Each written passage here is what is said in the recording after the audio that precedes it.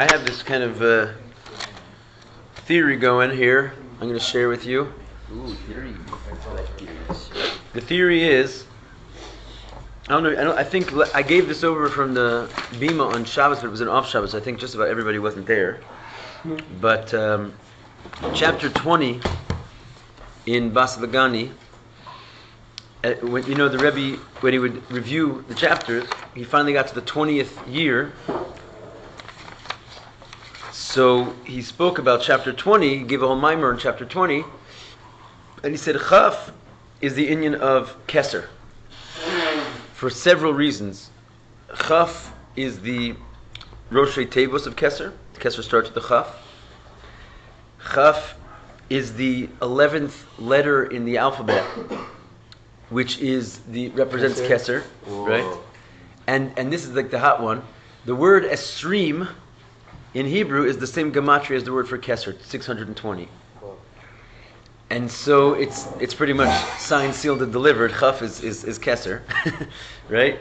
But the thing is, there's also, if you've noticed, this entire mimer is about this level called the or that goes lamay adin kates, right? We established that when you have shtus to kedusha, or when you're going to turn the sheker, into a keresh, the whole idea of using your nefesh bahamas and attaining this level draws down a light, which is called that it's kadiskafi sitra achar istalk yikara dekut shabricha bekulu almi. You reveal the glory of the light in all the worlds, and we said all the worlds means a light which is equal in all the worlds. And then at some point in the mimer we went into this idea of what is it exactly, and we said it's this light, it's lamay la'adin kates, and we went through three different. This is already a little bit of a review from yesterday's class. We went to three different levels of Keter, and we said it's called Hu Ushamo Bilvad. If you remember from yesterday, Hu is one level, Shamo is the second level. Hu is the level that goes up, Shamo is the level that goes down. Or in Sot that goes Lamay Lamayla is Hu, or in Sot that goes Lamata Mata is Shamo, which we said yesterday at great length. Hu is third person, exactly. We said Lashon Nister, right, exactly. So then we said yesterday that Shamo is broken into two. With the light that comes out and shines, his name is broken into two. What are those two levels? They also have names, Shem and Shemos. Right? There's the Inyon of name and names. Names represents the fact that it's plural. Means it represents the 10 spheros that are hidden inside of the Ein Sof.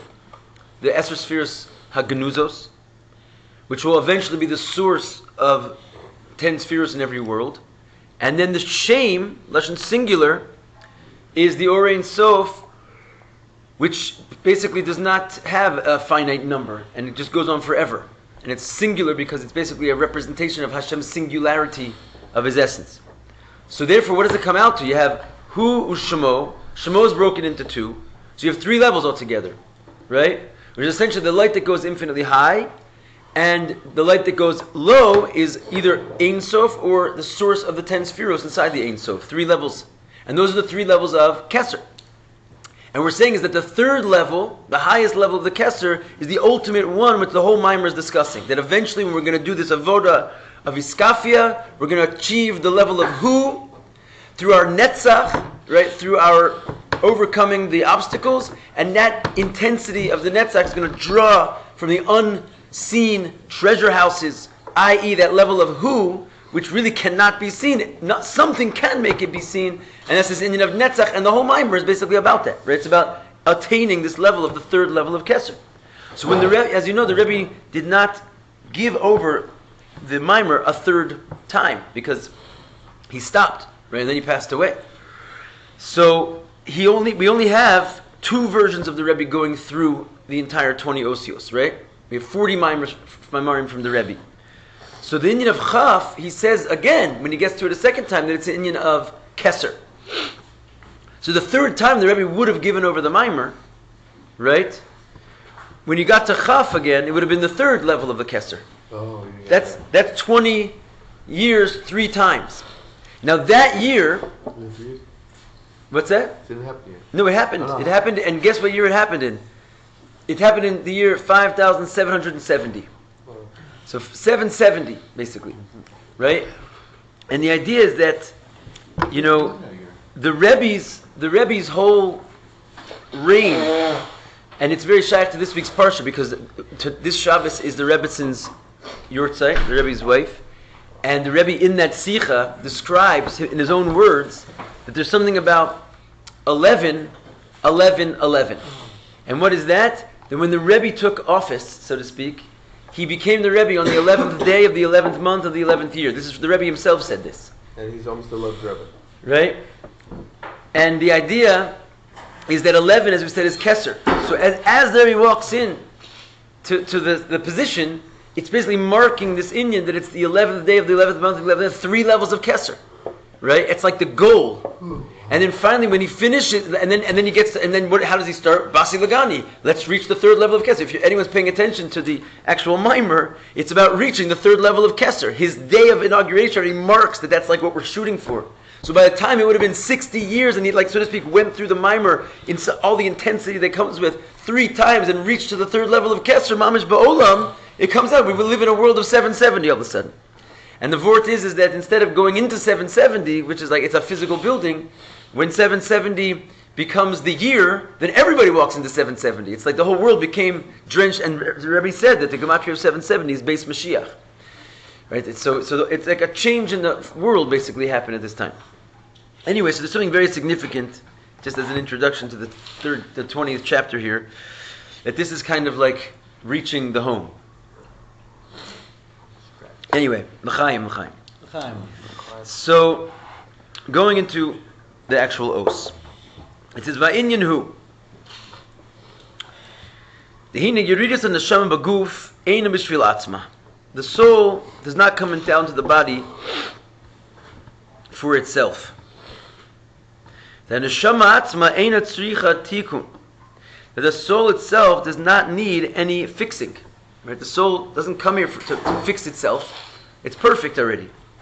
V'kol inyan yiridasa hu b'shvil l'takein u'lezachech u'levarer es haguf ha'nefesh ha'tivi.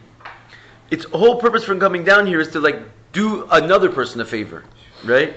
Its whole reason for coming down is to fix, purify, and refine the body and the natural soul.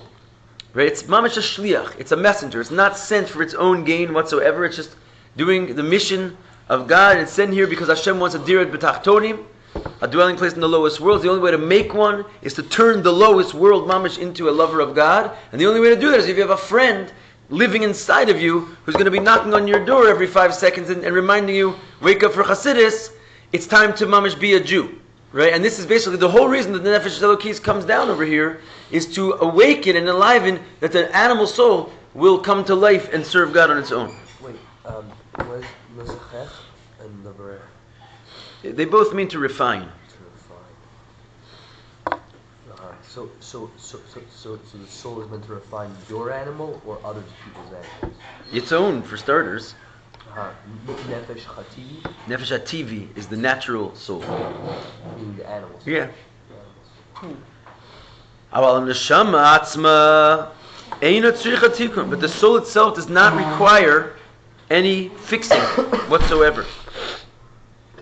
It says in certain Maimarim, which is not exactly such a nice vort, because it's nice to think that the soul doesn't need to be fixed, but it says once it comes down here, and things don't, it doesn't go the right way, and a person sins, chas v'shalom, then it actually, because the soul fuses with the animal in such a oneness, you can actually blemish the soul, and then it needs to be fixed as well. But ostensibly, when it comes down, it's perfect. It's only you could mess it up. But in principle, the whole reason that it comes down here is not for its own rectification. It might wind up that it needs to be rectified after what we did with it, chas v'shalom. But it doesn't primarily come down for that. V'kamaymer kol nishmasa v'nishmasa habukayma b'diukna ilah kame malka kadisha. As it says in the Zohar, every soul is standing in like the higher, image of Hashem before the Holy King. Meaning to say that neshama kodem sheyardel lislavish baguf and nefesh hativi, tivis, that before the soul came down and invested itself into a body, into a natural soul,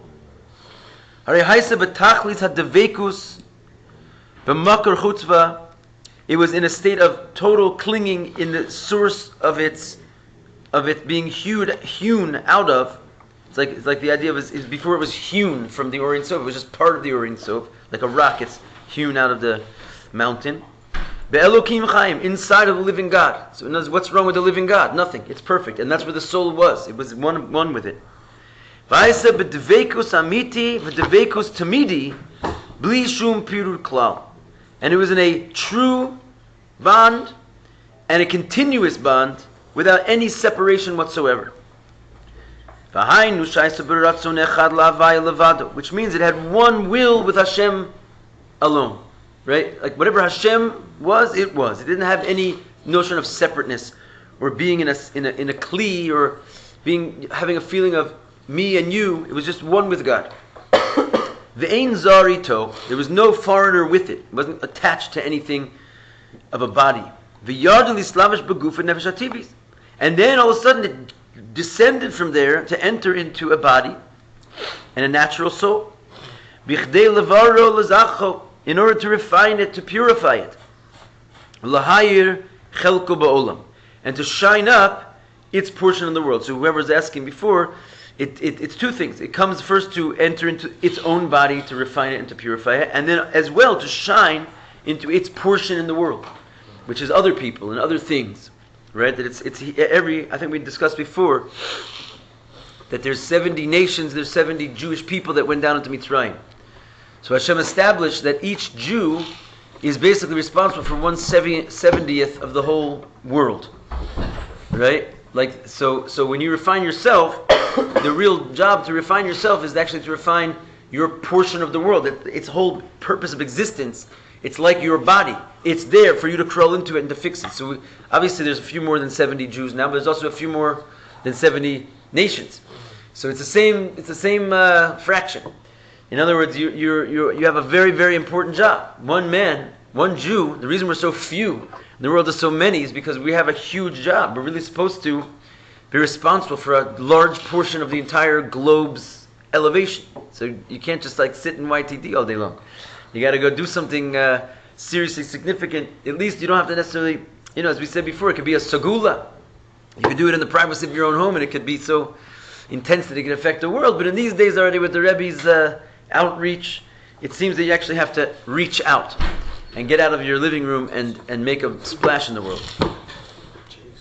Also, we can see that they're just tools of the day. Enable a simple person to affect the entire world. If he's good enough, if he can. It's not anymore beyond our physical means, financial means, anything. It's just we have to affect the whole world. So that's called chelko ba'olam. Not just your body has to be refined by your soul, but it has to enlighten your portion of the world. Zeu kol inyan yeridas haneshama lamata. And this is the whole purpose of the soul coming down to this world. It has no other reason to be here than to shine and to refine. You like that, Psalel? That's cool. V'ksiv yamim yutzru v'lo echad behen. Yitzaru, I forget. Anyway, it says, days are formed and not one. Many and not one. Right? But there's a funny thing, because it says the word days are formed and not one. The word not, right, is written, I believe, with an aleph, but it's pronounced with a vav. That's why it looks funny in here. He writes them both. Oh, like velo? Velo. But there's the kri and the ksiv. There's something called in Torah the way it's pronounced and the way that it's written. And sometimes it's not the same. You have many times in the Torah, when it's written one way and the tradition is that you say it a different way. So here too, it says, days are formed velo echad, and not one.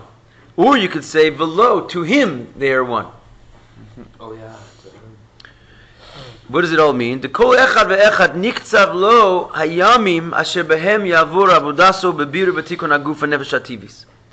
That every single individual, it's niksav, it's established, fixed for him the days Asher behem yavod, that he will serve them, avodaso, his service in refining and fixing his body and his natural soul.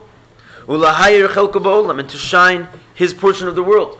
If you'll notice, I think except for the third mimer, all the other three mimarim, they all ended with some kind of a speech about how life is short and unpredictable and you don't know when it's going to end, which is very, very like prophetically fitting, because all these four mimarim were given to be handed out on Yud Shvat, the day of the passing of the Frierdiker Rebbe. So he wrote them to be his last mimer, and he wrote in the end of every one of them, you don't know how long you're going to live. It's very kind of chilling.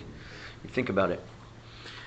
So he says that the descent of the soul, right, it comes down a fixed amount of days, right? That's what it means days are formed, right?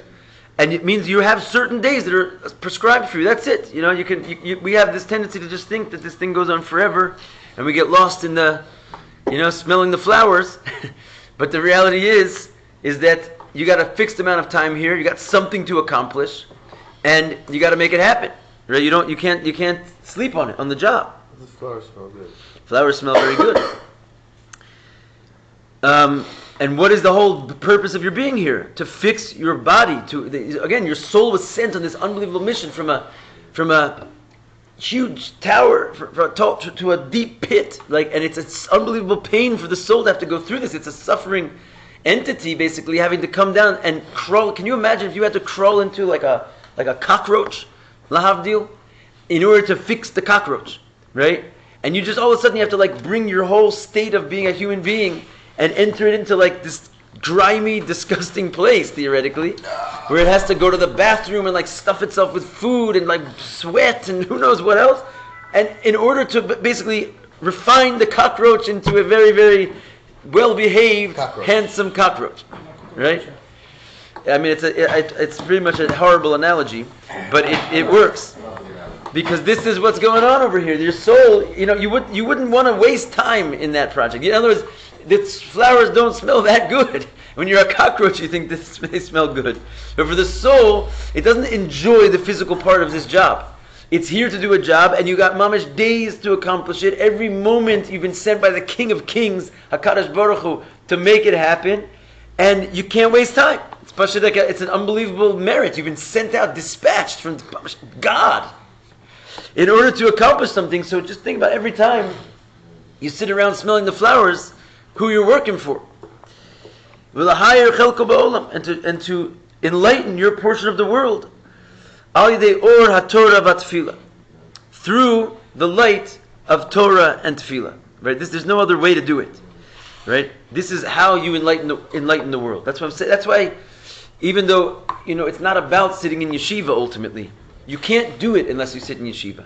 You just can't, because you don't know what you're doing out there, right? You need to be bashit. Oh, I'm listening to you. You need to be turned on. In other words, your effectiveness of being able to be an illuminator of worlds is only how much you know how to turn the lights on, right? How much you know how to illuminate.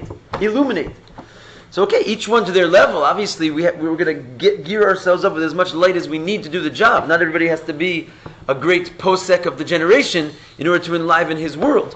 However, without knowing basically what Yiddishkeit is and how to sneak Yiddishkeit into every little aspect of your existence, then you're not in the position to have your soul dominate over your body in order to actually enliven the world, enlighten the world.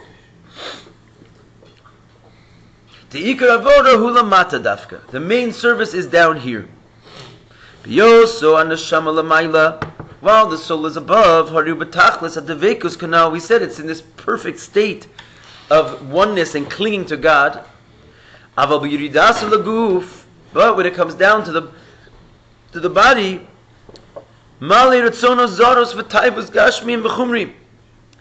it gets filled with foreign will and physical desires and corporal desires, which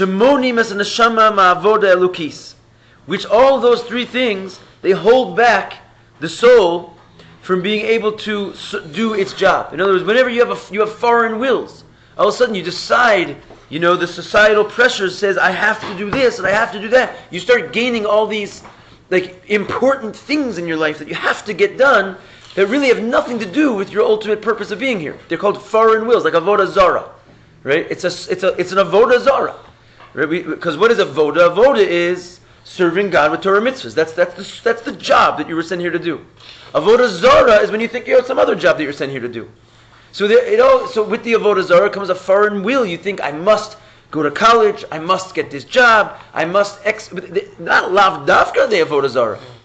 But if your whole interest in them is for themselves, that you think that there's just a need to do this thing which is divorced in some way from your real purpose, and you're not just there to enliven and enlighten the world with Torah mitzvahs, it's a ratzon zara, it's a foreign will. And of course it comes along with foreign desires, which is just built into the system. You're an animal and you love cookies. Right? You're an animal and you love sleep. And then it gets into chumrius. It's not just physical pleasures, but really coarse pleasures, right?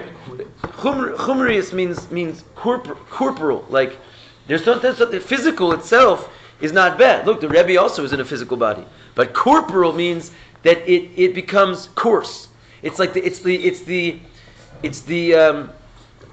lowliness of what the physical world can be, right? Like passions of lust and so forth. That like you just like are chasing after the fleshy things. Like money, like. It could be money. It could yeah. It's just like the go to Las Vegas and you'll see what corporal means, right? Just like what are they chasing over there, right? Sex, drugs, and rock and roll. The word corporal is like carnal. Carnal means, in Spanish, means flesh. Yeah. These customers they have in Brazil, carnival, yeah. nothing but flesh. Yeah, flesh, basically. That's what it's like. In other words, it's like already a level of disgust, right? It looks attractive, right? Until you get AIDS, right?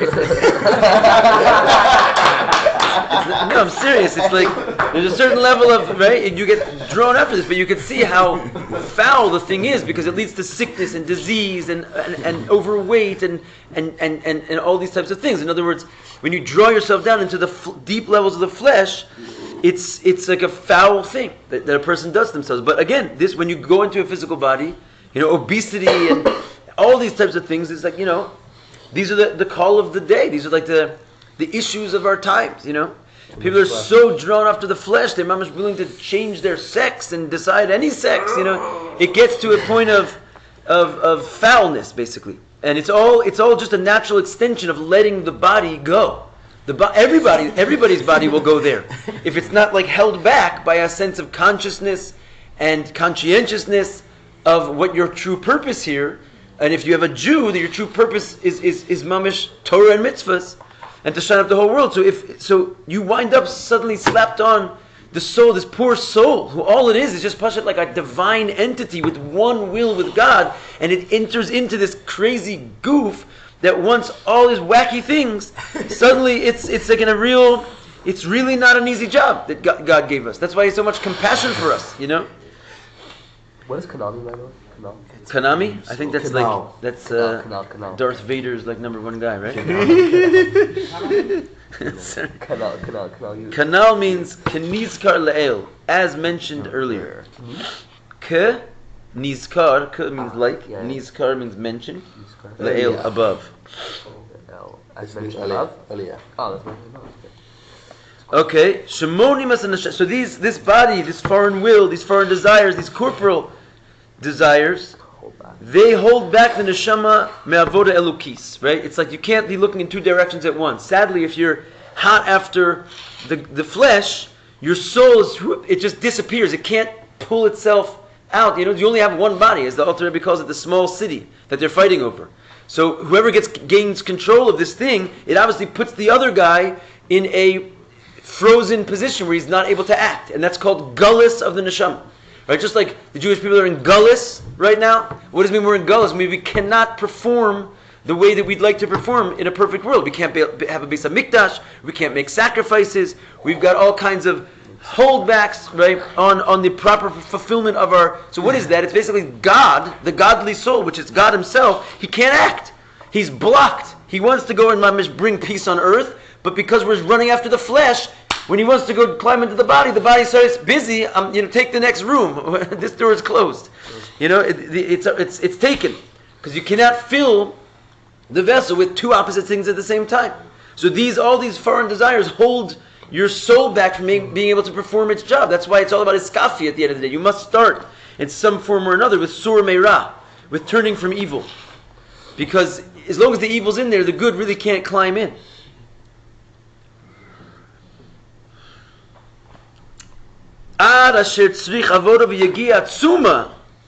To the point that it requires to overcome this a avoda and a yagia, a service and a toil atzuma, which is awesome. It's to actually get it out of there and to uproot your foreign desires. Anyone who knows was ever in the other world, and of course we're still in the other world, but I'm saying there's levels of it, to pull yourself out, of being an addict or something like this. It takes an avoda and a yagia atzuma. It's mamish not normal what you have to do to yourself. You have to toil in an awesome way.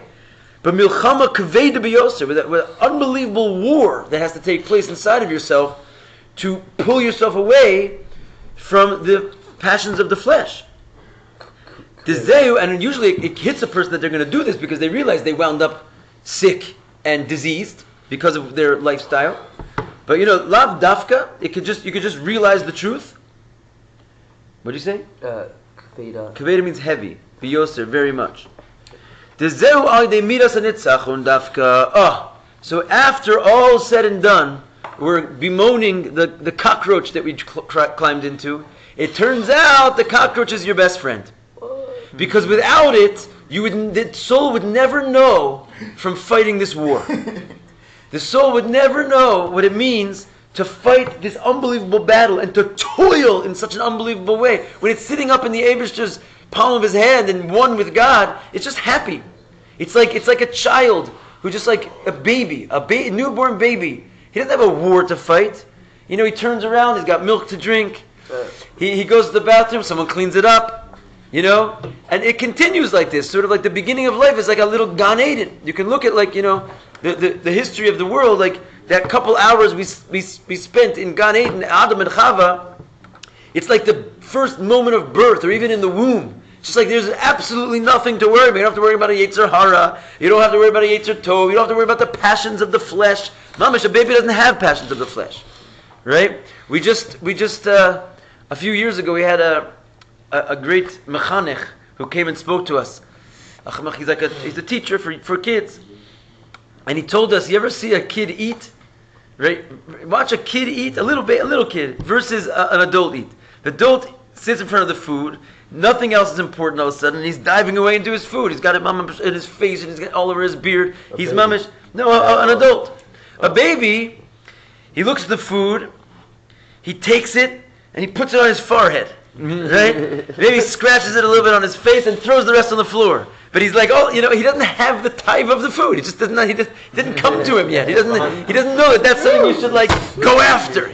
He's just in his own little thing. He doesn't have a taivas yet. You build up these taivas, right? You have to nurture them. You have to nurture the taivas.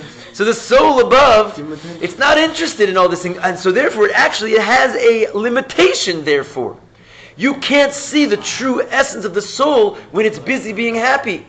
Because it's only when it realizes that it must win the war against the Yetzer Hara that this unrelenting power of determination comes out of it, which would never have been seen if it didn't have to fight a battle. So what Hashem sends us down here, as it turns out, it's not only for the refinement of the body. It is and it isn't.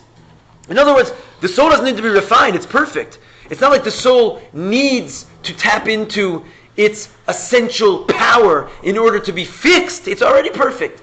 It's just that it has a greater shleimus to it. It has a greater level of awesomeness to it, which we'll never find unless it hits opposition. And so there's two benefits that are going on. On one benefit, the world is a corrupt place and the soul has the power to refine it. On the other benefit is that the soul itself reaches to yet unseen heights in its efforts to dominate this world. It brings out a netzach from the soul that we would never have seen. Was sitting pretty, putting applesauce on its face. Right? It needs to fight in order to bring out its true essential nature. And that's in fact why, in a certain sense, why Hashem even made the world. Because remember, our soul is really God. And so God himself wants to reveal the essence. But you can't really reveal the essence unless it comes with a netzach. Right? So Hashem created, as it were, like an opponent for himself. I.e., in order to overcome that opponent and reveal deeper powers that he had. It's really like the secret of the entire creation right here. The whole purpose of existence. Hashem desired a dwelling place in the lowest worlds. Dafka, why? Because only in the overcoming the lowest worlds can he really show his essence. What Hashem really desired was to bring his essence into focus. And the only way to bring the essence into focus is to create nice, happy life, and then Holocaust life. And then overcoming the Holocaust life. Now you have essence in focus. In other words, so all this darkness, it really has a tremendous value. And this is through the midah of nitzachon dafka. This is through the power of netzach. V'ulamod b'tokev gadol lischazek ve'esek haTorah va'avoda. And what it comes down to is to work with a tremendous strongness in your activities of strengthening Torah and avoda. So the Rebbe, of course, told us you don't need the Holocaust for this. You can do it with your own laziness. You can do it with your own taivas. In other words, the great war is right here in this room. Because the fact of the matter is, to stay strong, we all know all of our failures in our ability to keep our avoda going a whole day long. It's so hard even to do it for an hour, right? 2 hours, I need a break. In my break, I'm going to go get lost, a little bit of Facebook, a little bit of this, that. It's so hard for us to stay focused on this thing. So you don't need too much, really, incentive to realize that it's to bring out the power of your soul, to not get distracted from your real work, which is Torah and mitzvahs. Right? It's that netzach is basically available for you anytime. You can bring out the essence of your soul almost any time. And that's when the animal soul overcomes the man, lachtio, to make him sin, or to confuse him, God forbid, all kinds of foreign thoughts. Right? Like you were doing just fine, and all of a sudden these ideas come into your mind from nowhere. You're sitting, you're learning, you're loving it. I got to go here, and I got to accomplish this, and what am I going to do when I grow up, and I got to make money, and I got to, whatever. Everybody has their demons flying around, and where do these thoughts come from, right? They're just the nefesh of Bahamas pushes its way into your mind to confuse you, God forbid, and to confound you with foreign thoughts, vinyanim shonim, and different things, olatrido b'shibra parnasa, or to bother you in becoming enslaved to your parnas. I can't sit in yeshiva. I got to go rent this apartment. I got to go spend that. I got to, right? All these things. It's just a push it, right? He keeps you busy. Keeps us busy. Right? In Bilbul of Esek Masu Matan. That's one of the greatest Yetzer Haras, right? To confound you in business. Oshar and Yonim Amabalbulim. Or all kinds of things that can confuse you. Right? Depression. My life is not good enough. I need to have a shidduch. I need to go to the next level. I'm living in the wrong place. I go around the table. Sorry, every single person, every single one of us. I'll leave myself out of it. Every single one of us.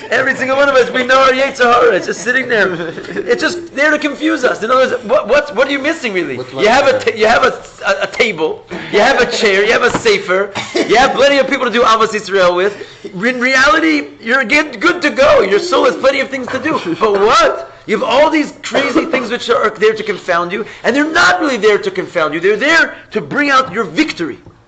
That the reason that you have this resistance, you have yours, I have mine, is so that you can be like, no, I'm good. I need my table, I need my chair, I need my book, and I need my fellow Jew. I'm going to overcome this. Go right past you. Okay, I didn't get to you yet. Ad shalibo balimo, to the point that your heart is not with you anymore. You just get all confused, right? And you lose your way. You forgot what you're doing. As we see very much with our senses, sheyutzur shel adam yizgaber alav, that the Yetzer Hara of a person overtakes him. Latrido lebalbalo be'esa avoda dafka. It comes to overtake him and confuse him specifically at the time of avoda. Right? It's so interesting, right? When a person is gearing up to do something holy, right away, right then, that's when all of a sudden, oh wait, I got a phone call. Oh wait, I have to go somewhere. Something's come up. You know what? We're going to start class. I need a tea and a coffee. And meanwhile, let me just check something. I'll be right back. It's mamish right at the moment. I'm going to dive in.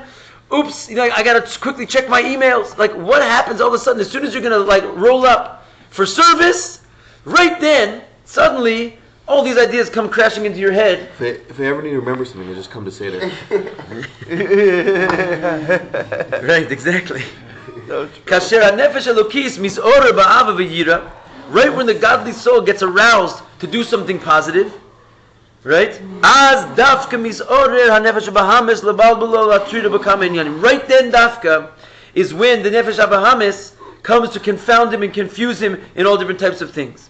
Right? In other words, as it says in Tanya, it's the way of two wrestlers. When you're in a wrestling match, when one guy puts the move on you, all of a sudden your adrenaline, that's when you get strong.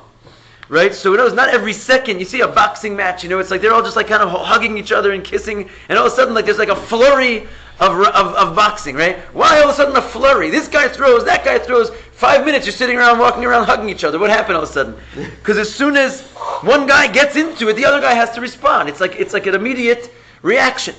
So the same thing is with your nefesh elokis, your nefesh abahamis. As soon as your nefesh elokis decides, all right, I'm going for it, boom, you have an opponent right then.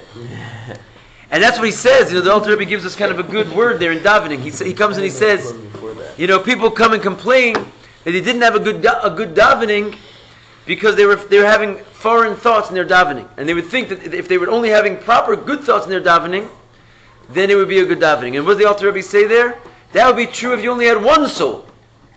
But the fact that you have two souls is the opposite. If you have no problems in your davening, it means you didn't really daven properly. Because if you would have davened properly, you would have geared yourself up to try and really go somewhere, and then you would have right away started to have machshava zaros. You would have right away felt the opposition coming on you. So actually feeling the opposition in your life, chevra, is a good sign, means you're actually doing something.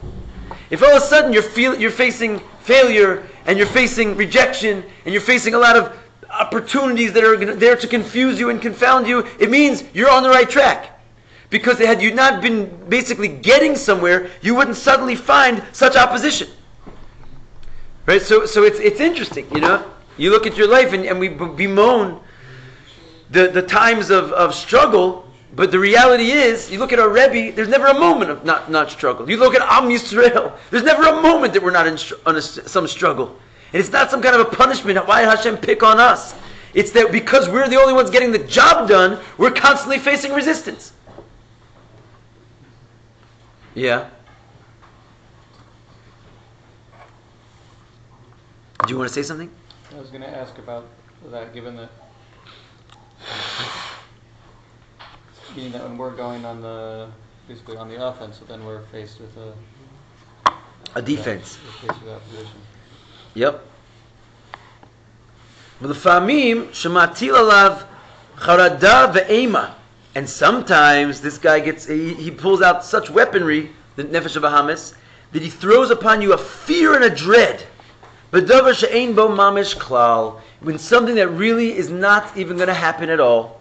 In other words, you think you're going to be deported all of a sudden. They're going to tear your house down, right? And all of a sudden you can't sleep, you can't eat, you can't drink, you can't talk to people, and really it's not going to happen.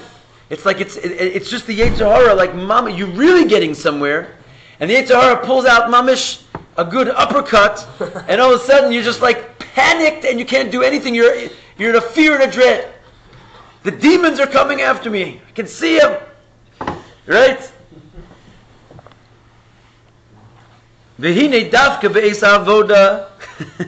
Specifically the time of avoda, the Torah and Tefillah.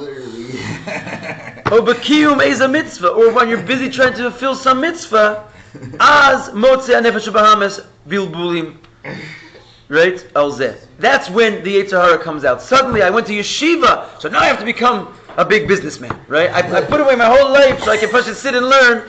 And Davkin Sfas, the most unproductive city in the world. I'm gonna find business. No one else found business. No one else has been able to find a job in this town since time immemorial. You come to yeshiva, you can find a job in Sfas. V'hainu davka va'esha kavua l'Torah, specifically at a time when you fix it for Torah. O kashiyesh lo eza hergish l'tefillah, you have some feeling, I'm going to daven, I'm feeling it. I got up this morning and I'm psyched. I'm going to go to Hasidus and, I got a call from my father. I'll be late, 20 minutes. Don't worry, then I have to go have some cookies, but I'm on my way. It's in my Seder after the mikvah. That's funny. This is fun. We should read chapter 20 every day. But you better keep sitting behind me, I think. Anyway, he's askus be'eza mitzvah gemulus chasadim, or you have to have some. It's right when you're going to be occupied in some mitzvah or some good deed. Suddenly, something comes out of nowhere and confounds you. Hine az misora nefesh bahamis labal below. Suddenly comes the nefesh bahamis to confound him, become a meaning bilbulim and all types of confusion, v'tirdos shonos and different bothers. V'nidmalo. And it appears to him, asher dafke b'shah zu, hi ha-nechitzus leilech olamaher hatafila. And it seems like dafka right now is the pressing need to quickly go do something else. Quickly, I have to rush through my davening because something's come up. Right? It's always right when you might have had a little geschmack in your davening. It's always right when you might have gotten somewhere in this tosafos. You sit down you clear your space and you have mamish like a moment of clarity of thought, and you want to dive into the daily Tanya. Right then, something comes up, and you have to quickly rush through it and put it down and run away. It's always like that.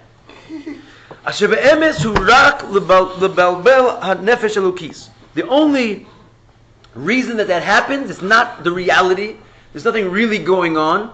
It's mamish like the whole universe is being directed, to come against your Yetzer Tov. It's like basically all kinds of forces could be. You say, but it's real, Rabbi. I'm getting this emergency phone call. It's real.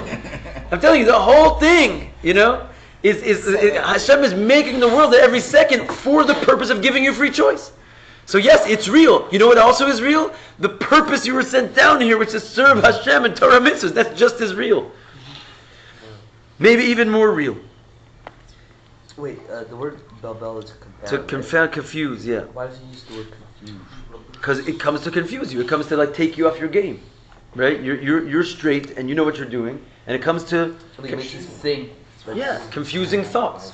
Like I have to get up and go right now. I have to quickly do this. I have to quickly do that. I have to all kinds of calculations and justifications that go on in your mind. They're really just confusions that you have. So indecisiveness, would that be considered confusion? Indecisiveness is for sure a type of confusion. Because again, when it comes to doing Torah mitzvahs, there's no indecisive. Should I learn the Gemara of Brachas or should I learn the Gemara of Shabbos? I don't think that's what you're confused about, right? You get confused about things in the world, and what he's saying is that what that is like a very deep trick of the Yetzer Hara. It's going to get you all panicked and scared. I don't know what to do. All that is just coming to take you off your game, basically. Oh yeah, safek, doubt, amalek, right? Yeah. V'araya, what's the proof that this is all coming from the Yetzer Hara? Here you go. Because the Eis sheholek b'shvakim v'rechavos, when you're going to go in the shuk and you're going to walk in the streets, v'adome, you're out, for a nice dinner, bisman habatala, when you're just not doing anything, eino balo machshavas keilu. You don't all of a sudden get suddenly in a freak out panic. Oh, I have to figure out what I'm going to do. No, when you're sitting there over like a nice lasagna in the store with a little wine, you're good. Right? These ideas only come to you when you want to do something important. So he's saying that's a proof. In other words, you only get these thoughts when you're trying to do something productive with your life. And therefore you have to know that you have to see it in advance. As we said the other day, a wise man has eyes in his head. Look at what's going on. Don't be like a subject to the illusion. And at those moments when this is happening, stand strong, because you have an opportunity right now to bring out your netzach. It's not It's not for a bad reason that this is happening to you. It's a gift that you suddenly have the power to really achieve something in your soul that it didn't even have the power to achieve when it was mamash sitting in the Diuk no Shal Malki Ilah, when it was in Gan Eden united with Hashem, which is like this victory of saying no to that crazy voice and plugging back into the Torah and the Tosafos and whatever it is and the davening and just refocusing your purpose in Kavanah. There you have the mission right in your fingertips. It's an opportunity. It's not as a disaster. Lischazek, to strengthen yourself suddenly. Lishmor zmani Torah tefillah, to guard the times of Torah and davening. Lisgaver al nefesh bahamis, and to overcome your animal soul, below lishmolo, not to listen to it. V'kama ubekorach midas hanitzachon, and you have that power. Know that you have that power, because you have something called netzach in your soul. And with this power of netzach, you always have the upper hand. It's never a war you can't win. You just have to go deeper to overcome the nefesh bahamis and all these bilbulim. And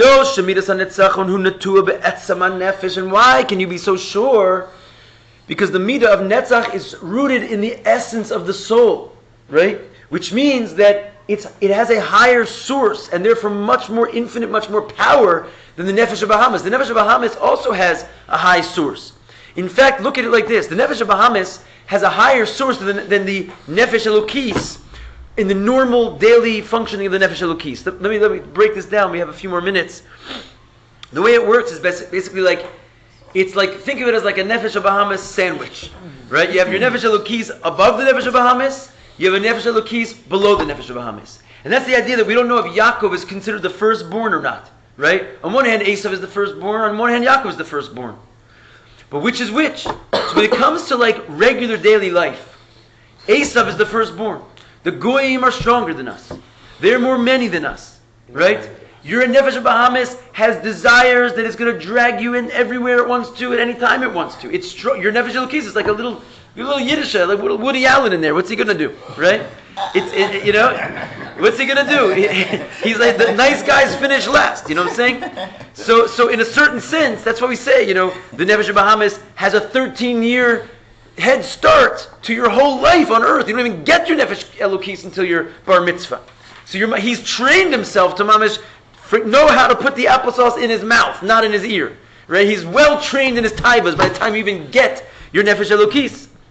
And the idea is that so therefore, he's able to mamish mess you up. And you can see that he drags you here, and he drags you there, and he drags you here. But that's only Yaakov, as doesn't seem like he has the firstborn. But the true source of Yaakov is way, way higher than Esav. It's the aspect of your nefesh elokis in its real source within God above. And at that level, it's way, way higher than the nefesh bahamis. It's just that in order for the godly soul to come into the nefesh bahamis and have a chance of refining him, it has to go through a massive contraction so that it even fits into the cockroach, right? Because how can you get a soul to go into a body? It has to contract itself and give away some of its power to even find itself in there. Once it gives itself its power away, mamish gave its power away. The animal soul is like a major opponent. But it always has recourse to its tati. It always has recourse that if you're really going to mess with us, we're going to pull out the Jew on you, and you're going to realize who's in charge over here. And ad hayom, they realize we're not going anywhere, and they really can't conquer us, no matter how many times they try.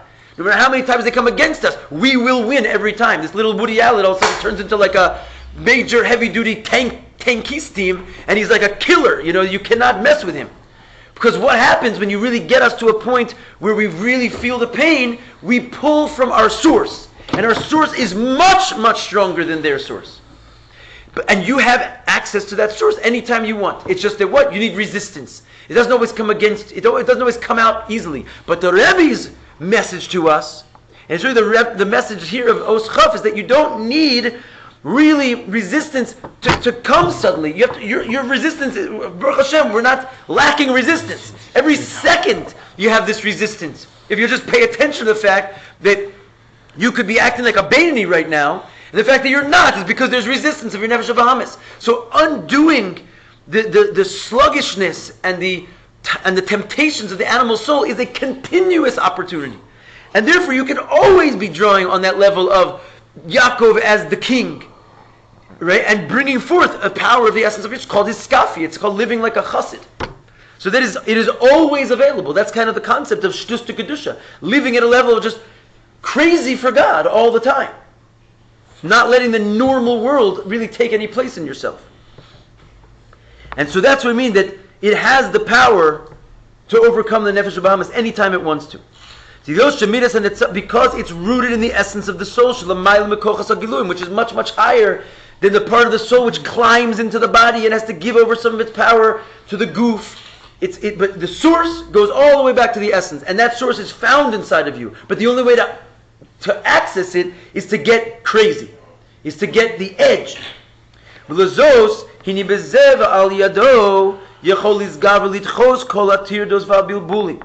through that edge that you pull out, through that like grit, you're able to overcome and push away all distractions. You will have no inhibitions and things holding you back. On your pashut, you'll be like a Rebbe. You know, what is the Rebbe? He has other things to do than take care of Am Yisrael, become wise with the wisdom of the Torah, and apply it to all the people around him. That's his full-time job. That should be all of our full-time jobs. Okay, the Rebbe also took a parnasa from the Navy house because he designed a submarine at one point. But even when he was doing that, you know, there's stories that come out from people who were like in the Navy Yard with the Rebbe, and they saw his conduct. He was mamish a Rebbe in the Navy Yard. You know, every second his whole business was taking care of Am Yisrael and connecting himself to the Torah. And all these side things, they come easy when you're on the ball. Hashem gives you your rains in their proper time if you do what He says. You don't have to go running around trying to make it rain. It'll rain all by itself. What are you laughing?